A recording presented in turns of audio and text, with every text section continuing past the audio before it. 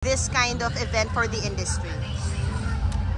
I think for us, all of the people that are kalahok sa MMFF, we feel very honored and grateful for the First Family, the President, the First Lady, na sinusuportahan ng pelikulang Pilipino. So, napaka-importanting move nun from them para mas lalo pang lumaganap yung kagandahan ng ating Pilipinas.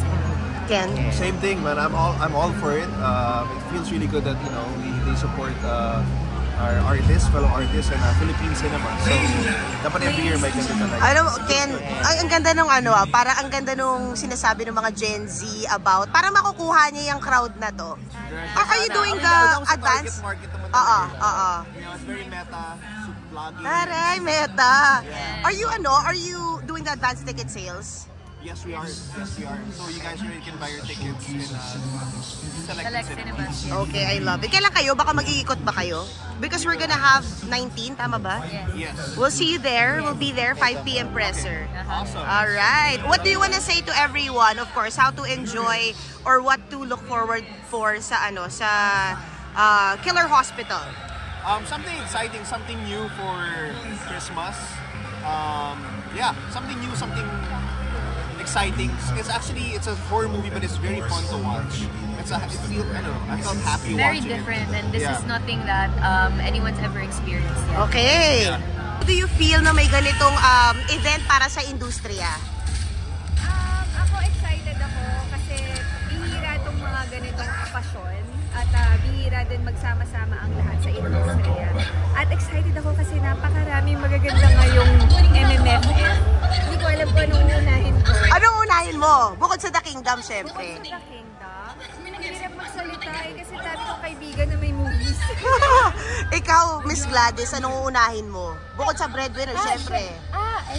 Nakakomit na kay Judy Ann, syempre, Espantaho. Taho. Pero andyan din ang King, ang dami. Actually, kung hanggat maaari, makumpleto ko yung 10.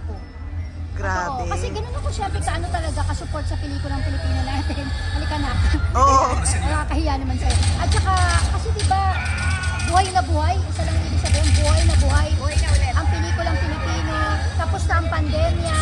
Hindi natakot ang mga taong pumunta sa sininga. Kaya sana samantalahin yung marami kayong magandang mapapanood. Bilang producer na may ganitong klaseng event. Madalas, ang bawat story sa pelikula. Gano'n po kalaga sa inyo? Makalaga sa akin to. At least, diba, yung 10 entries, nagsasama-sama, at saka healthy competition. Alam mo yung masaya yung ganito. At nakaka-inspire sa mga producers na tinutulungan tayo dito sa Malacanang. Nandito tayo. So nakikita nila yung effort namin. Diba ng Presidente, Mr. President, tsaka ni Madam, First Lady, na may ganitong sa showbiz. So nakakatuwa. Kasi kailangan talaga natin ng suporta sa government natin para mas umangat yung showbiz natin, showbiz industry. Kasi like sa ibang bansa, sobrang sinusuportahan tayo ang kulang. So I think ito yung isa. Diba? Kasi compete abroad, kulang lang talaga tayo ng suporta. Sa totoo lang, may suporta konti, pero kung sabi ito todo, alam mo yun, kaya na. Pero congrats sa Topak, ang dami ng sales nakita ko, mga bumibili ng tickets, tama po ba? Marami ng tickets na nabenta, di ba 50,000 para yung huli nakita ko. How do you feel about that? Sobrang masaya, parang sabi ko okay, kasi first time ko, so ini-enjoy ko to. Hindi ako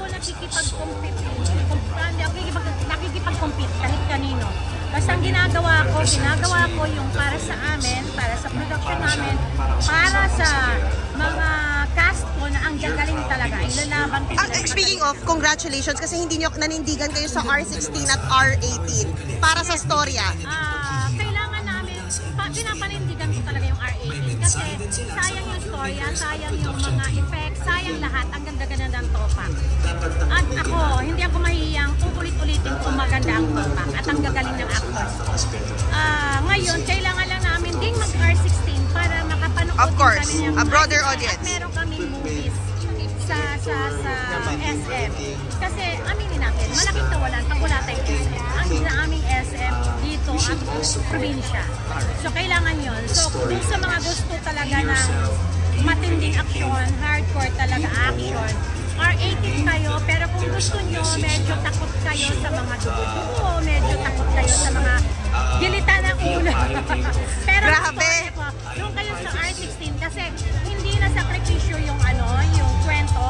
Ang nasakripisyo lang yung mga effects gory parts, yun lang talaga. But, ang storya laban kami, and again, paulit-ulit ako dahil kaya kong panindigan yung excellence, yung brilliance ng mga actors ko. Oh my God. Kahit isang eksena karamihan sa kanila, nag-stand out sila. Tsaka yung mismong pelikula, mula umpisa hanggang katapusan, ito yung literal na umihi ka muna bago ka manood. At ito yung literal na pelikulang there's no small role. Ay, bongga. Thank you. Yun lang. Ganda mo, Su. Hoy, wala to. Parang ano naman eh. Gano'ng kahalaga sa'yo itong event ko to ng Napakahalaga nito. Hindi lang para sa akin, but for the whole film industry. It's so refreshing na finally merong ganitong nangyayari. Parang after a long time, 50 years of MMFF, this is the first time I think this has happened. And it's so relevant. It should have happened a long time ago, but thanks to the initiative of Malacanang to invite everyone here, ang laking bagay. I'm very honored to be a part of the list of the na-imbitahan dito ngayong gabi. Ang laking napaka-importante ng gabi. Alam mo, kamusta ka naman? Okay ako. Super okay. Super Bumili ka ba okay. ng kotse? Hindi pa. Ayun pa yun? Hindi pa. I'm planning to. Grabe ka naman. To clarify, Yes. hindi malamig Pasko mo. Hindi malamig yung Pasko ko.